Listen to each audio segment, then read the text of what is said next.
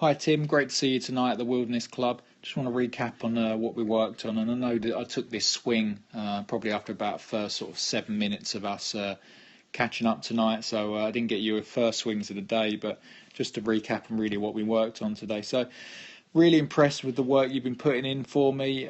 Even at the start of the lesson, you was definitely hitting it miles longer than last time I saw you, so really good. And just to recap, takeaway here is phenomenal, really good here. Get to the top.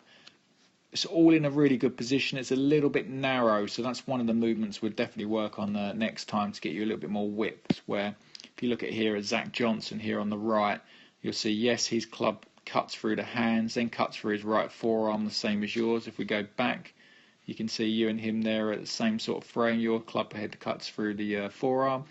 Get to the top, just what I'd call a little bit narrow. If you get to his, and I can't quite get to the top, but his is very similar to yours, very short swing and narrow as well.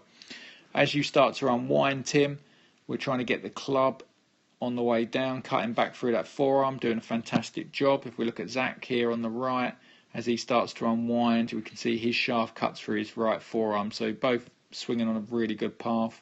And then from there, that way you can start to attack the ball from the inside and hopefully hit little tiny draws. Very similar to Zach, as you can see, as he starts down, you can see his is coming from the inside. Very similar to you. His ball's definitely going to start right. Keep an eye on his club face for me here. You can see the face is going to start to rotate. So at impact here, definitely if we was to draw a line on the club face, it's pretty much dead straight. And then as he turns through it, we can see now the club face is definitely pointing to the left. And that was the feeling we had to work with you. So you was hitting it good at the start of the day, but no real shape on the ball and lost a little bit of power. And now you can see I put this stick in the ground here for you, which is sticking in the ground there.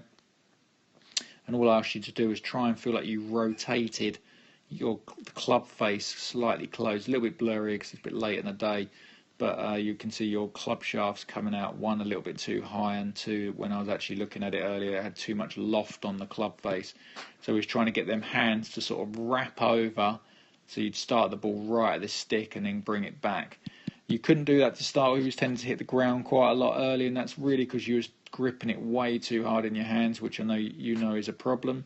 Soft grip, and you got a lot out of it. If you could grip it as softly as you was starting to do, really feel like you can twist the club and you'll be able to hit little baby soft draws, and you was really starting to see that you was getting, like I said, a lot out of the shot with not a lot of effort. So work on that for me, Tim. I'll get you a bit more width next time, which just get you striking it a little bit better. But really happy the way it's going, starting to hit the ball at quite a good distance now, and yeah, all going well. Thank you.